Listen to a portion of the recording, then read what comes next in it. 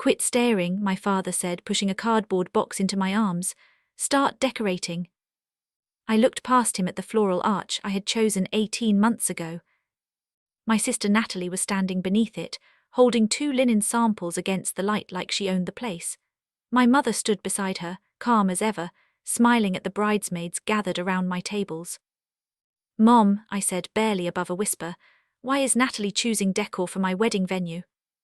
My mother turned slowly. Because we gave your wedding venue to your sister. The room went quiet for half a second. Then Natalie sighed. Elena, don't make this awkward. My father tapped the box in my arms. Your sister's wedding is sooner, be useful. I should have dropped it, I should have screamed. Instead, I saw the venue manager, Marcus, standing near the welcome board with a clipboard. And on that clipboard was my name. Not Natalie's. Mine. So I walked over and asked him one question. Who signed the transfer? Marcus looked at me, then at my family. And then he smiled. I had come to Marlow Gardens expecting a final walkthrough for my own wedding. Caleb was meeting me after work, and I had spent the whole morning checking flower counts, seating charts, and the little ivory candles my grandmother once said would look beautiful in this hall. This venue was not just a building to me. It was the last place my grandmother had stood beside me, touched my engagement ring and whispered, "This is where you should begin." Now my sister was standing in that same spot, pointing at my centerpieces. Natalie glanced at the arch. I think the white roses are too plain. I want something more dramatic. I turned to my mother. You can't just give away something I paid for. Mom's smile tightened. Family doesn't count receipts. Dad leaned closer. Don't embarrass us in front of people. Behind them, relatives watched like I was the problem. One cousin looked away. One bridesmaid laughed under her breath. Natalie lifted a gold charger plate. Honestly, Elena, you can find somewhere smaller. You never liked attention anyway. That was when I noticed Marcus hadn't moved. His clipboard still showed my wedding date, my deposit amount, my name as the primary booking holder. I looked at him again. Was there a signed transfer? Marcus lowered his voice. Come with me.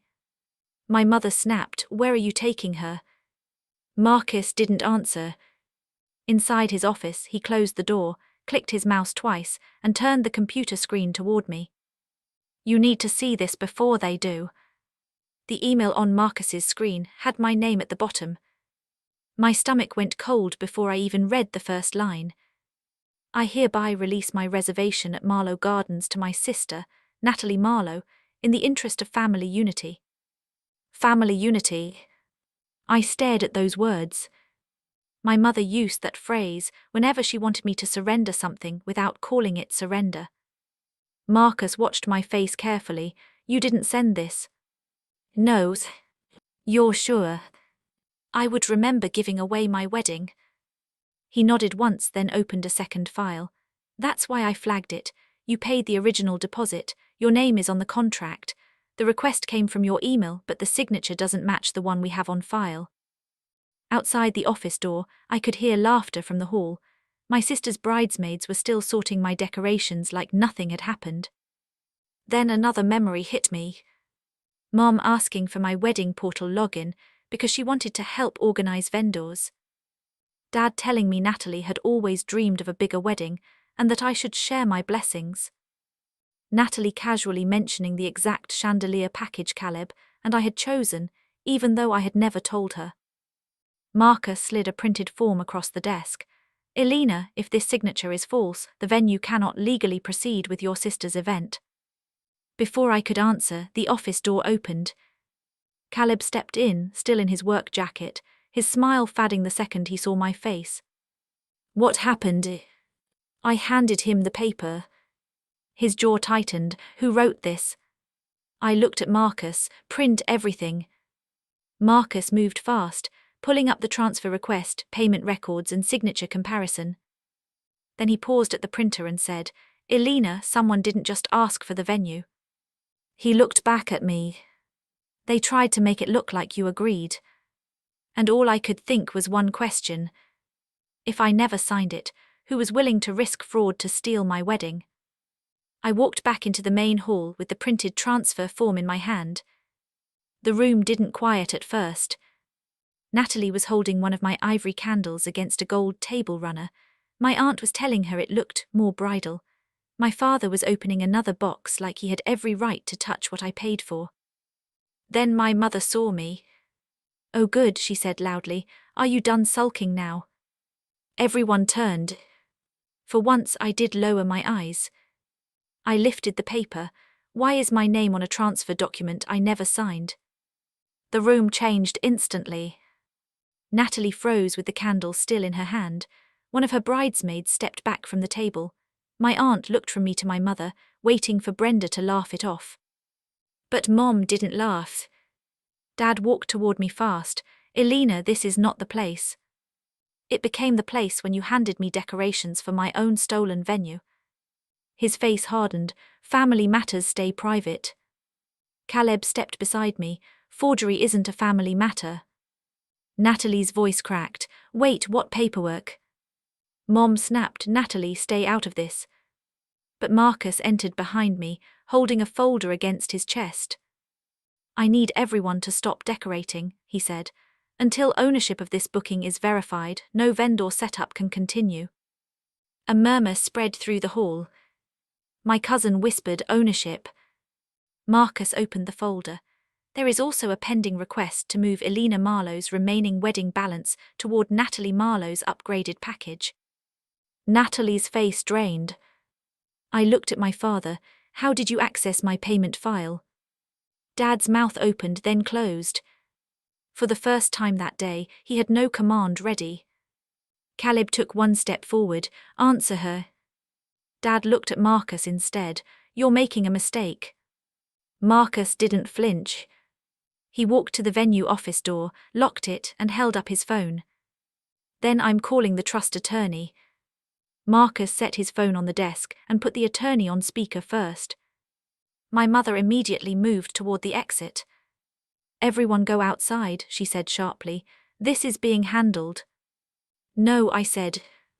It came out louder than I expected. The room stopped again. Marcus turned his laptop around as the trust attorney appeared on video. Grey suit, calm face, a folder open in front of him. "Elena," he said, "I need to confirm you are present." "I'm here." Mom folded her arms. "This is ridiculous. It's a wedding venue, not a courtroom." The attorney didn't look at her. "Marlowe Gardens reservation was attached to a private gift left through your grandmother's trust.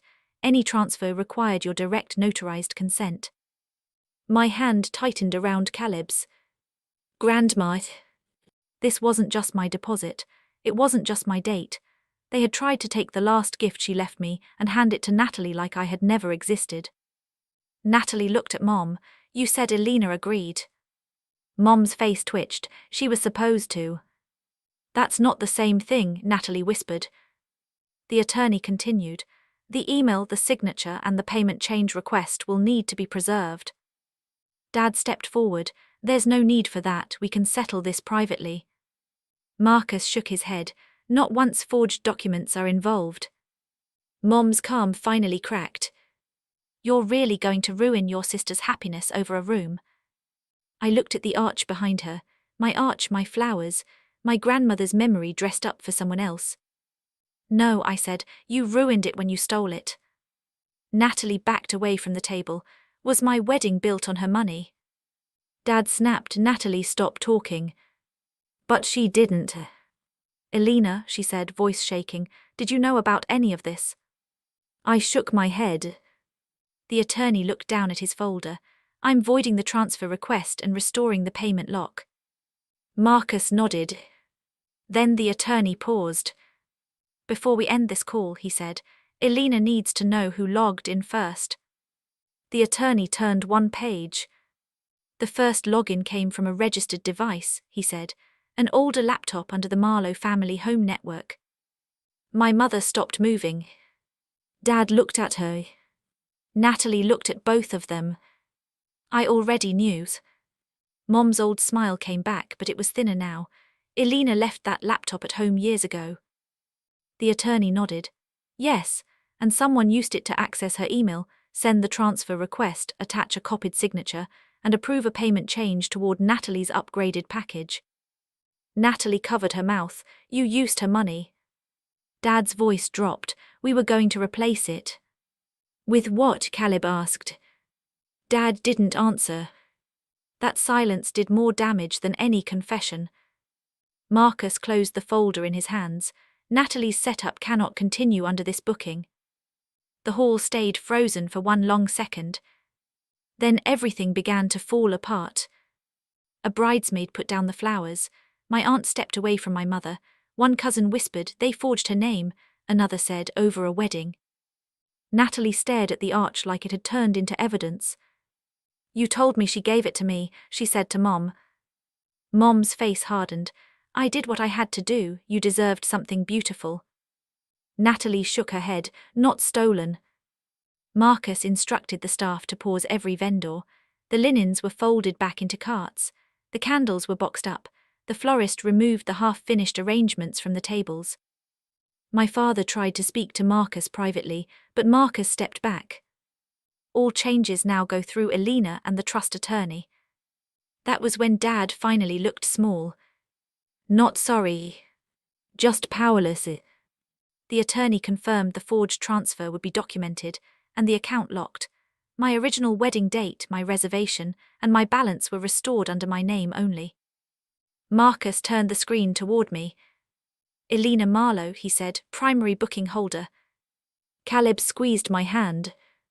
For the first time that day, I didn't feel like I had to explain why I mattered. I looked at the box of decorations my father had shoved into my arms earlier. It was still on the floor near the entrance, one corner crushed. I left it there. Weeks later, Caleb and I got married at Marlowe Gardens. The guest list was smaller. The room felt lighter. My parents were not invited. Natalie sent a short apology the morning of the wedding, but she didn't come. I understood. Some damage needs distance before it can heal. When I walked beneath the arch, I thought of my grandmother's hand on mine, her voice telling me this was where I should begin. She was right. Because that day I didn't just keep my wedding venue. I stopped begging to be chosen by people who only valued my silence. Elena didn't lose her wedding venue that day. She finally took back the life her family thought they could decorate without her.